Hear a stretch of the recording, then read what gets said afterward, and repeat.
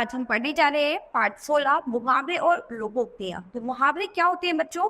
ऐसे वाक्यांश जो अपना सामान्य अर्थ ना प्रकट करते हुए कोई विशेष अर्थ प्रकट करते हैं, वो मुहावरे कहलाते हैं। और लोकोक्तियां, लोकोक्तियां एक लोगों के द्वारा कुछ कहावतें बनाई गई हैं अपने अपने स्थान के आधार पर। कुछ लोगों ने कुछ कहावतें सिद्ध की हुई हैं, वो लोकोक्तियां कहलाती हैं। तो आइए इस पाठ में पढ़ते हैं कुछ मुहावरे और लोकोक्तियां। सबसे पहले पढ़ेंगे मुहावरे। मुहावरे ऐसे वाक्यांश होते हैं जो अपने सामान्य अर्थ से अलग एक विशेष अर्थ देते हैं। मुहावरा अरबी भाषा का शब्द है जिसका शाब्दिक अर्थ है अभ्यास या फिर बातचीत। कभी कभी निरंतर प्रयोग एवं अभ्यास से कोई बात विशेष चमत्कारपूर्ण अर्थ देने लगती है, जिसे मुहावरा कहते हैं। जैसे अंगूठा दिखाना, आंसू पोंछना, ये क्या है? मुहावरे हैं। इनका अर्थ होगा साफ इनकार करना व दिलासा देना। यानी इनका कोई सामान्य अर्थ नहीं है। आंसू पोंछना का मतलब ये नहीं है कि आप अपने आंसू पोंछ रहे हैं। आंसू पोंछने का मतलब है कि किसी को दिलासा देना, ठीक है। और अंगूठा दिखाने का मतलब ये नहीं है कि किसी को अंगूठा दिखा दिया। अंगूठा दिखाने का मतलब ये है कि किसी को साफ मना कर देना किसी काम के लिए। तो ऐसे वाक्यांश जो अपने साधारण अर्थ को छोड़कर किसी विशेष अर्थ को व्यक्त करे, वो मुहावरे कहलाते हैं। मुहावरे के प्रयोग से भाषा में सरसता, रोचकता, प्रवाह और चमत्कार आ जाता है। इसके प्रयोग से भाषा सुंदर तथा प्रभावशाली हो जाती है। मुहावरों की विशेषताएं। मुहावरे अपने साधारण अर्थ को छोड़कर विशेष अर्थ का बोध कराते हैं। मुहावरे का प्रयोग वाक्य के प्रारंभ में, मध्य में तथा अंत में किया जा सकता है। मुहावरे पूर्ण वाक्य नहीं होते, वाक्यांश होते हैं।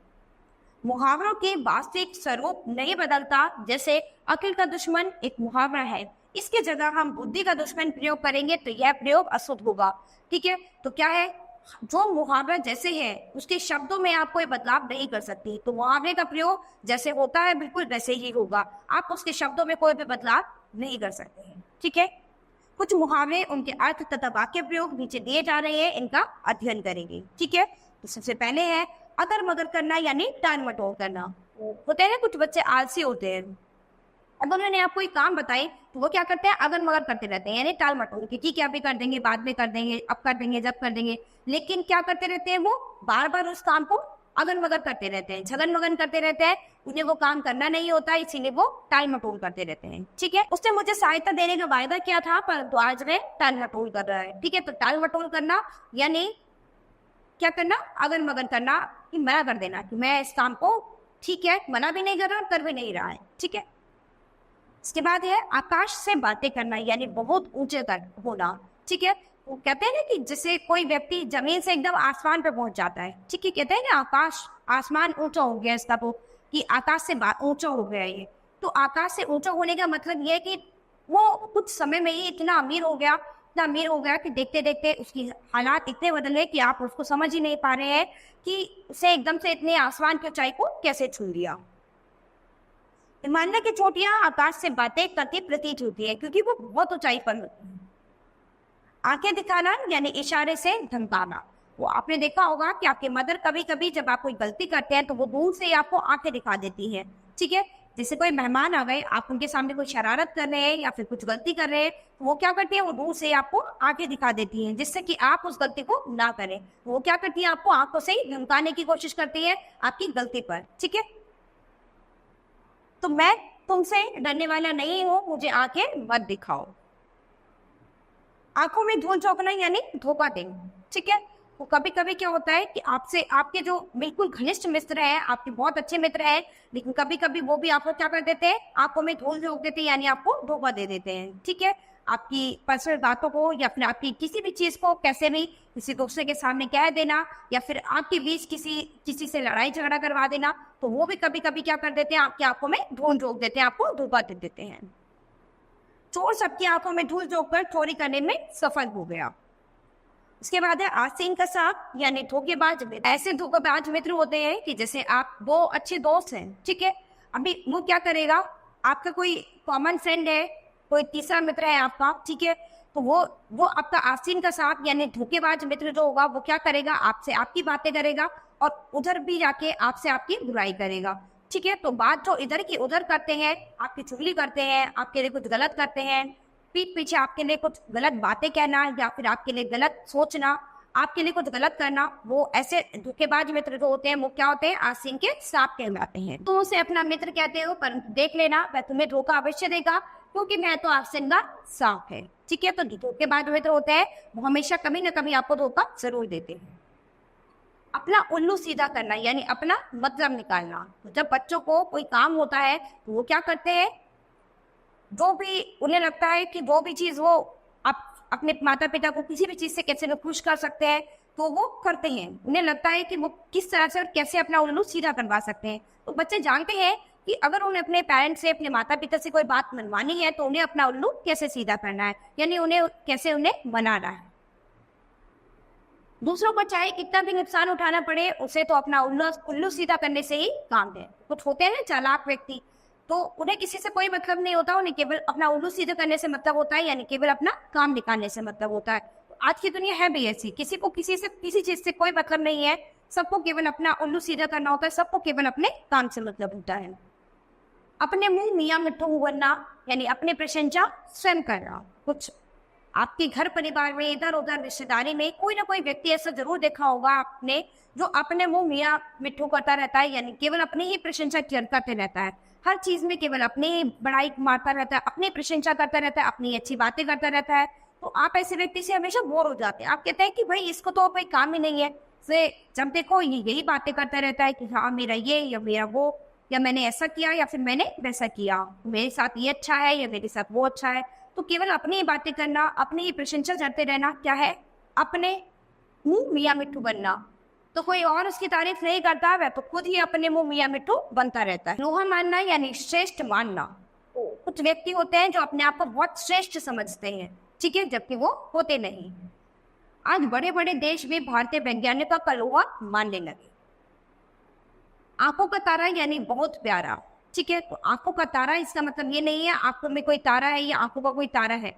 आंखों का तारा मतलब बहुत प्यारा। ठीक है, तो बच्चे जो है अपने माता पिता के हमेशा आंखों के तारे होते हैं, यानी बच्चे अपने माँ बाप के लिए बहुत ही प्रिय होते हैं। ठीक है, तो ऐसे ही एक कहावत है कि श्रवण कुमार जो थे वो अपने माता पिता की आंखों के तारे थे। ठीक है, क्योंकि अपने माता पिता के लिए उन्होंने बहुत कुछ किया था। तो यहाँ पर हम पढ़ेंगे श्री कृष्ण यशोदा की आंखों का तारा थे। हर बच्चा अपनी माँ के, अपने पिता के आंखों का तारा होता है, क्योंकि वो हर बच्चा अपने माता पिता के लिए बहुत ही प्रिय होता है। आसमान से पर उठाना यानी बहुत शोर मचाना। तो जब घर में कुछ बच्चे आपके अपने भी हैं, कुछ आपके रिश्तेदारों के आ गए, कुछ पड़ोसियों के आ गए, जब इतने सारे बच्चे कई बार घर में इकट्ठे हो जाते हैं तो वो क्या कर देते हैं, आसमान सिर पर उठा देते हैं। क्या है, घर में सभी कहते हैं कि भाई तुमने इतना शोर मचा रखा है, इतना परेशान कर रखा है कि आसमान सिर पर उठा रखा है। तो उसका मतलब ये नहीं कि उन बच्चों ने आसमान अपने सिर पर उठा लिया, नहीं, यानी बहुत शोर कर रखा है। तो इसीलिए बच्चों को गुस्से में कहा जाता है कि तुमने आसमान सिर पर उठा लिया, यानी बहुत शोर मचा रखा है। अध्यापक की कक्षा से बाहर निकलते ही छात्रों ने आसमान सिर पर उठा लिया। तो जब कक्षा से अध्यापक चले जाते हैं तो बच्चे क्या करते हैं, विद्यार्थी क्या करते हैं, उनके जाते ही शोर मचाने लग जाते हैं। यानी क्या करते हैं, वो कक्षा में सब बच्चे क्या करते हैं, आसमान सिर पर उठा लेते हैं। आटे दाल का भाव मालूम होना यानी वास्तविकता का ज्ञान होना। कई बार कहते हैं ना बच्चे कि हाँ जब थोड़े बड़े हो जाते हैं कुछ होता है, ठीक है हम तो चले जाएंगे बाहर, हम तो ये कर लेंगे वो कर लेंगे। ठीक है, तो घर वाले क्या कहते हैं, घर वाले हमेशा उन्हें एक ही कहावत कहते हैं कि ठीक है एक बार बाहर जाके देखो, तुम्हें आटे दाल का भाव मालूम हो जाएगा, यानी वास्तविकता का ज्ञान हो जाएगा कि वास्तविकता क्या है, वास्तविकता कितनी बुरी है, वास्तविकता में बहुत अलग बदलाव है, कि आपको पता चल जाएगा कि चीजें कैसे होती है, घर चलाना ये सब चीजें कितनी मुश्किल होती है। अभी तो पिताजी की कमाई पर मौज उड़ा रहे हो, जब कमा कर खर्च करोगे तो आटे दाल का भाव मालूम हो जाएगा। तो कहते हैं ना बच्चों को जब थोड़े से बड़े हो जाते हैं या थोड़े कमाने लायक बच्चे हो जाते हैं तो उनसे क्या कहते हैं, उनसे यही कहा जाता है कि अभी तो तुम्हारे पिताजी की कमाई चल रही है तो तुम मौज उड़ा रहे हो, जब तुम खुद कमा कर खर्च करोगे तब तुम्हें आटे दाल का भाव मालूम हो जाएगा, यानी तुम्हें पता चल जाएगा कि खर्च करना क्या होता है, पैसे कितनी मेहनत से कमाए जाते हैं और कैसे खर्च किए जाते हैं। ईंट का जवाब पत्थर से देना यानी दुष्टता का जवाब दुगनी शक्ति से देना। ठीक है, तो ईंट का जवाब पत्थर से देना यानी अगर कोई आपको गलत कह रहा है तो आप उसका उल्टा रिप्लाई जो है वो भी ऐसे ही करेंगे। ठीक है, तो अगर कोई आपके साथ बदतमीजी करेगा तो आप भी उसके साथ ऐसे ही बदतमीजी करेंगे। ठीक है, अगर कोई व्यक्ति आपके साथ कुछ गलत बोलता है या गलत कहता है तो क्या है कि आप भी उसको उल्टा वैसे ही कहेंगे। तो ऐसे में क्या होता है कि वो व्यक्ति चुप हो जाएगा, जब कोई आपको गलत कहेगा तो आप भी उसको गलत कहिए, तो उसको क्या है, उसको समझ आ जाएगा कि उसने क्या कहा है। ठीक है। शत्रु के अचानक हमला किए जाने पर भारतीय सेना ने भयंकर आक्रमण द्वारा ईंट का जवाब पत्थर से दिया। ईद का चांद होना यानी बहुत दिनों के बाद मिलना। कभी कभी जैसे आपके कोई रिश्तेदार कभी कभी आते हैं, कुछ आते हैं, तो आपके घर वाले कहते हैं ना कि भाई आप तो ईद का चांद ही हो गए, यानी बहुत दिनों बाद मिली हो। तो जब कोई आपको कभी कभी मिलता है, बहुत दिनों बाद दिखाई देता है, तो उसे हम क्या कहते हैं कि भाई ईद का चांद हो गए हो तुम। ईद का चांद मतलब जो कभी कभी दिखाई देता है, बहुत दिनों बाद मिलता है।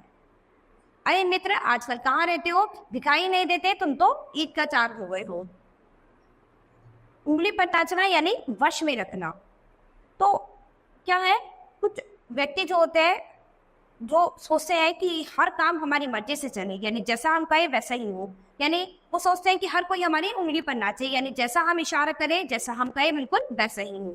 ठीक है। तो ऐसा व्यक्ति हर घर में कोई ना कोई एक व्यक्ति जरूर होता है जो सोचता है कि जैसा हम चाहें, जैसा हम सोचे वैसा वैसा ही हो। श्यामलाल की पत्नी उसे सदा अपनी उंगली पर नचाती रहती है। उंगली पकड़कर पहुंचा पकड़ना, फौरन सहारा पाकर सब अधिकार पाने का प्रयत्न। ठीक है। कई बार क्या होते हैं, कोई बेसहारा लोग है, कुछ है, आप उनको सहारा देने की कोशिश करो, तो वो क्या करते हैं, वो उंगली पकड़कर आपका पहुंचा पकड़ने की कोशिश करते हैं, यानी सोचते हैं कि थोड़ा सहारा मिलेगा, तो वो धीरे धीरे धीरे हर चीज पर अपना हक जमाने लगते हैं। ठीक है। अंग्रेज भारत में व्यापार करने के लिए आए थे, परंतु धीरे धीरे पूरे देश पर शासन करने लगे। यह तो उंगली पकड़कर पहुंचा पकड़ने वाली बात हो गई। तो जब अंग्रेज भारत में आए थे तो वो व्यापार करने के उद्देश्य से आए थे। धीरे धीरे व्यापार करते करते उन्होंने भारत में अपना शासन करना शुरू कर दिया और भारत के लोगों को अपने कब्जे में करना शुरू कर दिया। और एक समय ऐसा आया कि उन्होंने भारत पर कब्जा कर लिया। ठीक है। और भारत को अपना गुलाम बनाने की कोशिश की। तो इसीलिए कहा जाता है कि उन्होंने क्या किया, उन्होंने तो ये बनी कहावत सिद्ध कर दी कि उनको उंगली पकड़ाई तो उन्होंने उंगली पकड़ते पकड़ते पहुंचा पर पकड़ लिया। ऊंट के मुंह में जीरा होना यानी वस्तु का आवश्यकता से बहुत कम होना। ठीक है। तो ऊंट के मुंह में जीरा यानी वस्तु का आवश्यकता से बहुत ही कम होना। पहलवान को नाश्ते में 2 रोटी तथा 1 कप दूध देना ऊंट के मुंह में जीरे की तरह है। यानी एक पहलवान व्यक्ति है, अब वो कुश्ती लड़ता है, उसको बहुत मेहनत की जरूरत है, तो उसको उतने ही खान पान की भी जरूरत है। अब उसको केवल 2 रोटी 1 कप दूध दे दोगे तो उसका क्या होगा। ठीक है। तो उसके लिए क्या कहावत हो गई कि ऊंट के मुंह में जीरा दे दिया, यानी इतना बड़ा व्यक्ति, इतना पहलवान व्यक्ति, बलशाली, और उसको केवल 2 रोटी और 1 कप दूध दिया जा रहा है। तो यानी क्या है, वो ऊंट के मुंह में जीरा, यानी इतने बड़े ऊंट के मुंह में अगर आप जरा सा जीरा डाल दोगे तो उसको पता भी नहीं चलेगा कि कुछ डाला भी है। एड़ी चोटी का जोर लगाना यानी पूर्ण प्रयास करना। ठीक है। तो कभी कभी कोई काम ऐसा होता है जो आप बहुत करने की कोशिश करते हैं लेकिन आपसे नहीं हो पाता। आप क्या कहते हैं कि भाई मैं, जैसे कोई चीज है, आप किसी चीज को खोलने की कोशिश कर रहे हैं, किसी चीज का कोई लॉक लग गया या कोई चीज हो गई, आप उसको बहुत प्रयत्न कर रहे हैं खोलने का कि किसी तरह से खुल जाए या किसी तरह से ठीक हो जाए। तो क्या करते हैं, आप कहते हैं कि एडी चोटी का जोर लगा लिया, यानी पूरा प्रयास कर लिया लेकिन तब भी ये काम नहीं हो पाया, है ना। इस परीक्षा में पास होना आसान नहीं है, तुम्हें एडी चोटी का जोर लगाना पड़ेगा, यानी तुम्हें बहुत प्रयत्न करना पड़ेगा। कलई खुलना यानी भेद खुलना। ठीक है। अपराधी अपने अपराध को छिपाने का कितना भी प्रयास करे, एक न एक दिन उसकी कलई खुलती जाती है, यानी कभी ना कभी उसका भेद जरूर खुल जाता है। तो कोई भी कभी भी कितनी भी कोशिश कर ले तो कभी ना कभी उसकी कलई जरूर खुल जाती है। कलेजे पर सांप लौटना या फिर इसका मतलब क्या है, ईर्ष्या होना। वो जब भी कभी आप देखते होंगे आपके पड़ोस में इधर उधर किसी के पास कोई नई चीज आई है, ये बहुत अच्छी आई है, जो आपको बहुत अच्छी लग रही है, या तो आप क्या करते हैं, आपको उसे देखकर ईर्ष्या होने लग जाती कि काश ये हमारे पास होती, या फिर ये हमारे पास भी होनी चाहिए थी, इसके पास वो है। तो आप क्या है, दूसरों की चीज को देखकर कई बार ईर्ष्या करने लग जाते हैं, जलन करने लग जाते हैं। तो जब हम किसी की कोई अच्छी चीज देखते हैं, कुछ देखते हैं, तो क्या होता है, हमारे कलेजे पर सांप लौटने लगता है। कृष्ण स्वरूप की व्यापार में अत्यधिक प्रगति को देखकर कुछ दुकानदारों की कलेजे पर सांप लौटने लगता है। कलेजा ठंडा होना यानी संतोष होना। ठीक है। जब आप परीक्षा में बहुत अच्छे मार्क्स लाते हैं, आप प्रथम श्रेणी पर आते हैं, तो क्या है, आपके माता पिता का जो कलेजा है वो एकदम ठंडा हो जाता है। उन्हें लगता है कि उनकी मेहनत सफल हो रही है, क्योंकि वो इतनी मेहनत करके आपको पढ़ाते लिखाते हैं, इतना आगे बढ़ाते हैं। तो जब आप अच्छे मार्क्स लाते हैं, उनको अच्छे मार्क्स दिखाएंगे, तो क्या है, उनके कलेजे को ठंडक मिलती है, उनको संतोष मिलता है कि ठीक है, उनकी मेहनत सफल हो रही है। जब हत्यारों को फांसी की सजा सुनाई गई तो मेरा कलेजा ठंडा हुआ, यानी मुझे संतोष मिला। कमर कसना यानी तैयार हो जाना, ठीक है। तो जब आप पूरे साल तो आप क्या करते हैं, खेलते रहते हैं, ठीक है, अपने मनोरंजन चीजों में लगते हैं। एग्जाम आता है तो आप क्या हो जाते हैं, एकदम कमर कस लेते हैं कि ठीक है अब परीक्षा आ गई है, अब हमें डटकर मेहनत करनी है। तो परीक्षा के दौरान बच्चे क्या करते हैं, अपनी कमर कस लेते हैं कि ठीक है अब हमें पास होना है, तो इसलिए अब हमें मेहनत करनी है। अफसर ने कहा, जवान शत्रु ने हमला कर दिया है, उसे सबक सिखाने के लिए कमर कस लो, यानी एकदम तैयार हो जाओ।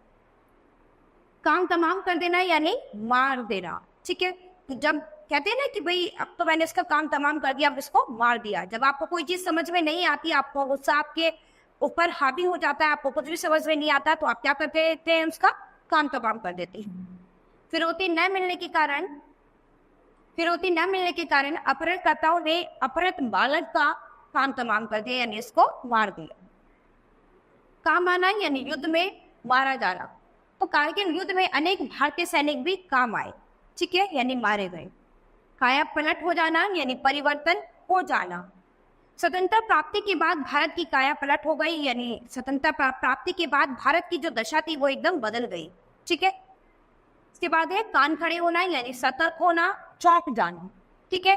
तो जब भी चौंक जाना, जब कोई हम ऐसी खबर सुनते हैं कि वो हमें हैरान कर देती है, जो हमें लगता है कि ऐसा बिल्कुल नहीं हो सकता, तो उसे सुनते ही हमारे क्या होता है, कान खड़े हो जाते हैं। कुछ ऐसी बात, कहीं कोई बात कर रहा हो आपस में और कहीं आपको लगे कि आपके बारे में कोई बात चल रही होती है, तो क्या होता है, आपके कान खड़े हो जाते हैं। कान खड़े हो जाते हैं यानी आप ध्यान से उनकी बातों को सुनने लग जाते हैं कि कहीं आपके बारे में तो कोई बात नहीं चल रही। जब पता चला कि सीधा साधा दिखने वाला एक युवक आतंकवादी है, तो सबके कान खड़े हुए।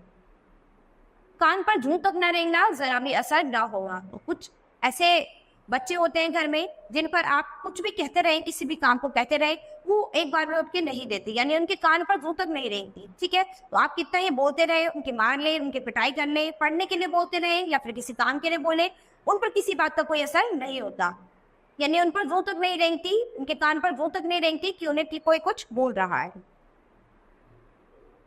सभी ने जनपद को समझाया कि बुरे लोगों का साथ छोड़ दे, परंतु उसके कान पर जूं तक नहीं रेंगी। कान भरना यानी चुगली करना, ठीक है। तो क्या है कि कुछ होते हैं ना मित्र आपस में, एक दूसरे की उनको आदत होती है कि एक दूसरे की चुगली करना, ठीक है। इधर इस मित्र से ये बात सुन ली, दूसरे से ये सुन ली, इसकी जाके उसको कह दी या उसकी जाके इसको कह दी। तो कान भरना, अगर हम किसी के विरुद्ध, कोई किसी के प्रति गुस्सा है, ठीक है, और उसके प्रति उसी के बारे में जाके बातें कह दे, उसी के खिलाफ बातें कह दे, तो उसे क्या कहते हैं, कान भरना यानी चुगली करना। कुछ लोग अपने साथियों के बारे में अफसरों के कान भरते रहते थे। खाक छानना यानी मारे मारे फिरना। आजकल असंख्य पढ़े लिखे युवक नौकरी की तलाश में खाक छानते फिरते हैं, यानी मारे मारे फिरते हैं। तो बहुत सारे बच्चे आज के समय में ऐसे हैं जिनकी पढ़ाई समाप्त हो गई है, जो अच्छी अच्छी डिग्रियां लेकर बैठे हुए हैं, लेकिन खाक छानते फिर रहे हैं, यानी उनके पास नौकरियां नहीं है, ठीक है। तो ऐसे भी बच्चे हैं जो खूब पढ़े लिखे हुए बैठे हैं, लेकिन आज भी उनके पास, कुछ बच्चों के पास नौकरियां नहीं है।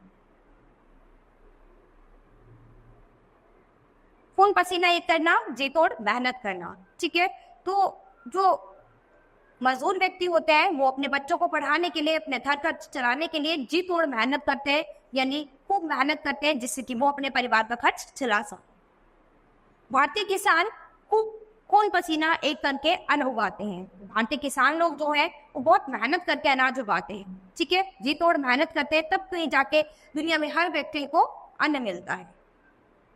गागर में सागर भरना यानी थोड़े शब्दों में अधिक बात कह देना, ठीक है। तो आपके शिक्षक या फिर आपके माता पिता कई बार जब आपको कोई चीज समझ में नहीं आती, आप किसी की बातों को समझने का प्रयास नहीं करते, तो वो क्या करते हैं, थोड़े शब्दों में आपको बहुत समझाने की कोशिश करते हैं, यानी गागर में सागर भरने वाला काम करते हैं। कुछ शब्द कहते हैं कि जिससे आपको समझ में आ जाए। बिहारी ने अपने दोहों में गागर में सागर भर दिया है, यानी बिहारी और कबीर के दोहे अगर आप पढ़ेंगे तो आप उन दोहों में, दोहे बहुत छोटे हैं लेकिन उनमें बहुत गहरी बातें हैं, यानी बहुत सारी समझने की बातें हैं। अगर आप उन दोहों को पढ़ोगे तो आपको समझ में आ जाएगा कि उन दोहों में बिहारी जी ने, कबीर जी ने छोटे से दोहों में बहुत बड़ी बड़ी बातें समझाई हैं, यानी छोटे थोड़े में ही बहुत कम समझा दिया है। गीदड़ धमकी यानी कोरी धमकी। कुछ लोग होते हैं ना कि गीदड़ धमकी देते हैं कि यानी बस बोलने बोलने के होते हैं, उन्हें करना कुछ नहीं होता, सिर्फ डराने डराने के होते हैं। ठीक है, तो यानी ये क्या होती है, कोरी धमकी। मैं तुम्हारी गीदड़ धमकी में आने वाला नहीं हूँ, कि मैं जानता हूँ कि तुम बस ऐसे ही बोलने वाले हो, तुम्हारे बस की कुछ करना नहीं है। गुड़ गोबर कर देना, बना बनाए खेल बिगाड़ देना। इतने अच्छे कार्यक्रम के बीच में वर्षा ने आकर गुड़ गोबर कर दिया, यानी सब कुछ खराब कर दिया। गिरगिट की तरह रंग बदलना, यानी सिद्धांतहीन व्यक्ति। तो ऐसे व्यक्ति जिनका अपना कोई सिद्धांत नहीं है, जो कभी भी कैसे भी गिरगिट की तरह रंग बदल देते हैं। तो गिरगिट हमेशा अपना रंग बदलता रहता है। इसीलिए जो व्यक्ति कभी किसी के नहीं होते, आपके सामने आपकी, किसी और के सामने उनकी, किसी और उसके बाद किसी और के सामने उनकी, तो हर किसी के साथ जिसको जैसा देखते हैं उसके साथ ही वैसे हो जाते हैं। यानी उनका अपना कोई सिद्धांत नहीं होता। किसी ने अच्छा कहा तो अच्छा, बुरा कहा तो बुरा, या फिर किसी ने कैसे भी कहा तो वो वैसे ही हो जाते हैं। ऐसे व्यक्तियों का अपना कोई सिद्धांत नहीं होता, वो अपने जीवन में कभी सफल नहीं हो सकते। क्यों? क्योंकि उनके अपने कोई लक्ष्य नहीं है। वो दूसरों के बताए हुए रास्ते पर चलते हैं, चाहे किसी ने अच्छा कहा हो, चाहे किसी ने बुरा कहा हो। उनका अपना जीवन में कोई सिद्धांत नहीं है, वो हर चीज दूसरों के बताए अनुसार ही कहते हैं, करते हैं। आजकल के अधिकांश नेता गिरगिट की तरह रंग बदलते रहते हैं। घी के दिए जलाना यानी खुशियां मनाना। तो वो कहते हैं ना कि भाई आज तो बहुत खुशी की बात है, आज तो ये सब हो गया, आज तो भारतीय टीम जीत गई, तो अब तो घी के दिए जलाओ। ठीक है, तो जब रामचंद्र जी आए थे अयोध्या में वापस लौट के, तो लोगों ने क्या किया था, घी के दिए जलाए थे, यानी खुशियां मनाई थी। तो इसीलिए ये कहावत, ये मुहावरा दिया गया है कि जब कोई बहुत खुशी मनाता है तो उसके लिए क्या कहा जाता है कि घी के दिए जलाओ, ये आज ये खुशी का दिन है। 2020 वर्ल्ड कप प्रतियोगिता में भारत की जीत पर भारत के खेल प्रेमियों ने घी के दिए जलाए। इसके बाद है घुटने टेकना, यानी पराजय स्वीकार कर लेना। जब हम किसी चीज के सामने, जब हम किसी को समझाकर बिल्कुल परेशान हो जाते हैं और हमें लगता है कि हम यहाँ पर हमारा काम नहीं होगा, तो हम वहां पर क्या कर देते हैं, घुटने टेक लेते हैं, यानी हार मान लेते हैं। अब हम जानते हैं कि हमारा ये काम नहीं होने वाला। जब हम किसी काम को कोई प्रयास करते रहे और तब भी वो सिद्ध नहीं हो पाता, तो आप क्या कर देते हैं, उस काम के सामने घुटने टेक देते हैं कि आप जानते हैं कि अब वो आपका काम नहीं हो सकता। इतनी विपत्तियां सहने पर भी राणा प्रताप ने अकबर के सामने घुटने नहीं टेके। इसके बाद हम पढ़ेंगे लोकोक्ति। तो यहाँ पर अब आप कुछ लोकोक्ति के बारे में पढ़ेंगे। लोकोक्ति शब्द लोक और उक्ति दो शब्दों के मेल से बना है। ये लोगों के अनुभव, घटना अथवा तथ्य पर आधारित होती है। इनके प्रयोग से कथन रोचक और प्रभावशाली हो जाता है। इनका प्रयोग स्वतंत्र वाक्यों की भांति होता है। समाज में लोगों के अनुभव, घटना अथवा तथ्य पर आधारित प्रचलित कथन को लोकोक्ति कहते हैं। लोकोक्ति को कहावत भी कहा जाता है। तो लोगों द्वारा कुछ कहावतें बनाई गई है, अपने अनुभव, तथ्य, घटना के आधार पर उन्होंने कुछ कहावतें सिद्ध करी है, जिनका अपना कोई अर्थ होता है। लोकोक्तियों के उदाहरण, अर्थ तथा वाक्य प्रयोग सहित। ठीक है, तो सबसे पहले लोकोक्ति है आपकी, मुंह में राम बगल में छुरी, यानी कपटपूर्ण व्यवहार। ठीक है, कि मुंह में तो राम राम है, ठीक है, और बगल में क्या है, छुरी, यानी आप दिखा तो रहे हैं कि आप बहुत अच्छे व्यक्ति हैं, लेकिन आप अंदर से कैसे हैं, अंदर से आपके मन में कूड़ा भरा हुआ है, यानी अंदर से आपका व्यवहार बहुत ही गंदा है। यानी व्यवहार तो आपका कपटपूर्ण है, लेकिन आप बोलकर मीठा दिखा रहे हैं। तो ऐसे व्यक्ति का कोई फायदा नहीं है जो दिखावे में आपके सामने अच्छा है, लेकिन अंदर से बहुत ही गंदा हो। अरे भाई, विकास से बचकर रहना। ऊपर से वह जितना दोस्त दिखता है, भीतर से उतना ही कपटी है। यानी ऊपर से तो वो दोस्त बन के दिखाता है, लेकिन अंदर से उसके अंदर कपट भरा हुआ है। उस पर तो यही उक्ति चरितार्थ होती है, मुंह में राम और बगल में छुरी, यानी मुंह में केवल राम है, बाकी बगल में वो छुरी लिए घूमता है। भैंस के आगे बीन बजाना, यानी मूर्ख के सामने ज्ञान की बातें करना। जब आपकी कोई बात को समझता नहीं है, घर परिवार में आपने देखा होगा, तो एक कहावत बोलते हैं कि ठीक है, इससे बात करना तो बेकार है, इससे बात करना, इसका मतलब भैंस के आगे बीन बजाना। यानी आप भैंस के सामने कितना ही बीन बजाते रहे, उस पर कोई असर नहीं होता। ऐसे ही मूर्ख व्यक्ति के सामने आप कितना ही उसको कुछ समझा लो या उसके सामने कुछ भी बोल लो, उस पर आपकी बातों का कोई असर नहीं होने वाला। ठीक है, तो यहाँ पर वाक्य प्रयोग क्या किया है, अरे तुम उस मूर्ख के सामने शास्त्रों की चर्चा कर रहे हो, उसकी समझ में कुछ नहीं आएगा, क्योंकि किसी ने ठीक ही कहा है, भैंस के आगे बीन बजाना बेकार है। ठीक है, यानी भैंस के आगे बीन बजाना बेकार है, उस पर कोई भी असर नहीं होगा। इसका मतलब क्या हुआ, मूर्ख व्यक्ति के सामने कुछ भी कहना बेकार है, उस पर किसी भी बातों का कोई असर नहीं होगा। इसके बाद है दूध का दूध, पानी का पानी, यानी सच्चा न्याय। जब आप कहते हैं ना कि ठीक है, ये मेरे पास ये सबूत है, यानी ये वीडियो देख लो, या फिर उससे पूछ लो। जैसे आपके दो के बीच में झगड़ा हो जाए, कोई तीसरा व्यक्ति वहां पर रहता है, तो आप क्या कहते हैं कि भाई इससे पूछो ऐसा हुआ था या ऐसा नहीं हुआ था। अभी दूध का दूध हो जाएगा और पानी का पानी। इसका मतलब ये नहीं कि दूध के अंदर से दूध अलग निकल के हो जाएगा और पानी का पानी हो जाएगा, नहीं। इसका मतलब ये हो जाएगा कि सही बात साबित हो जाएगी कि सच क्या है। दूध का दूध पानी का पानी, इसका मतलब ये है कि जो सच है वो सामने आ जाएगा।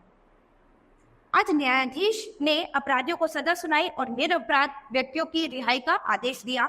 इसे कहते हैं दूध का दूध और पानी का पानी, ठीक है। यानी यहाँ पर क्या हो गया, सच का फैसला हो गया, यानी सच्चा न्याय जो है वो साबित हो गया।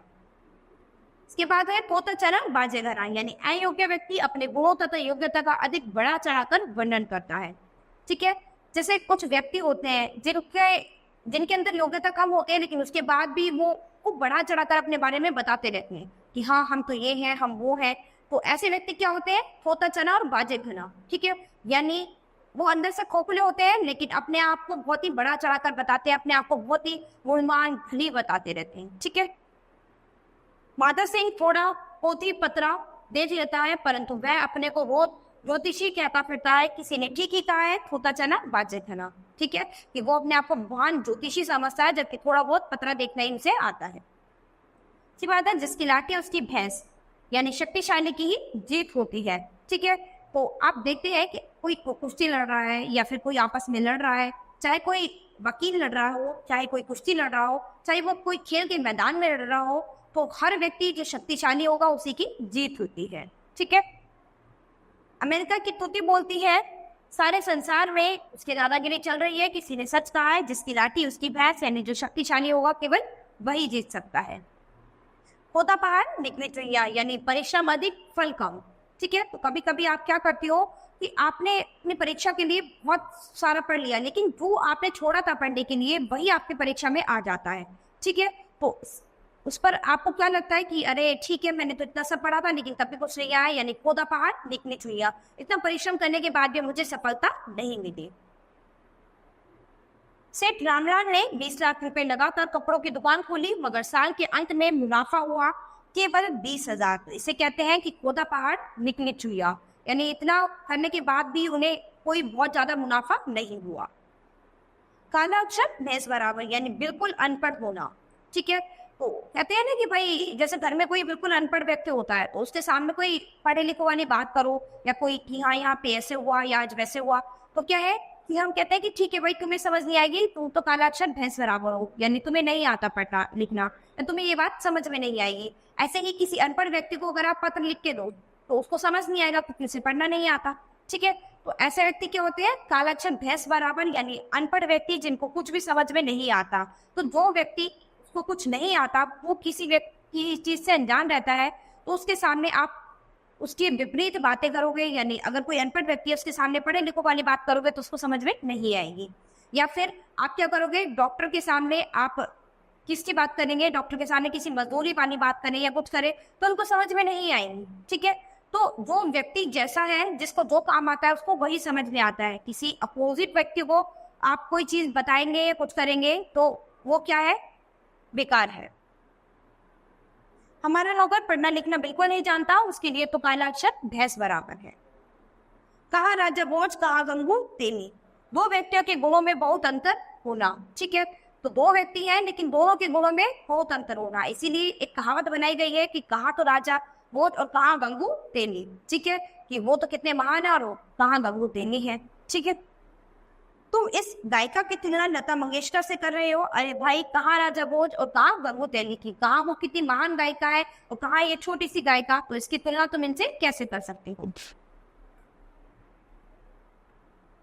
तो बच्चों यहाँ पर आपने कुछ मुहावरे और लोकोक्तियां पढ़ी है। तो मुहावरे क्या होते हैं, मुहावरे जिनका अपना कोई विशेष अर्थ होता है। मुहावरों का अपना कोई सामान्य अर्थ नहीं होता, इनका अपना ही कोई विशेष अर्थ होता है। और लोकोक्तियां क्या होती है, जो लोगों ने अपनी कहावत, अपने अभ्यास, अपने अनुभव के आधार पर कुछ कहावतें बनाई हैं, वो आपकी लोकोक्तियां हैं। तो यहाँ पर आपने कुछ मुहावरे और लोकोक्तियां इस पाठ में पढ़ी है, आप अभ्यास में इन्हें फिर से पढ़ेंगे। कुछ मुहावरे और लोकोक्तियां जो आपके आसपास आपने सुनी हो, उन्हें लिखकर, उनके अर्थ लिखकर उनका वाक्य प्रयोग करने की का अभ्यास करेंगे। तो बच्चों आज ये पाठ हमारा यही खत्म होता है। अब हम अपनी नई क्लास में मिलेंगे अपने नए पाठ के साथ। धन्यवाद।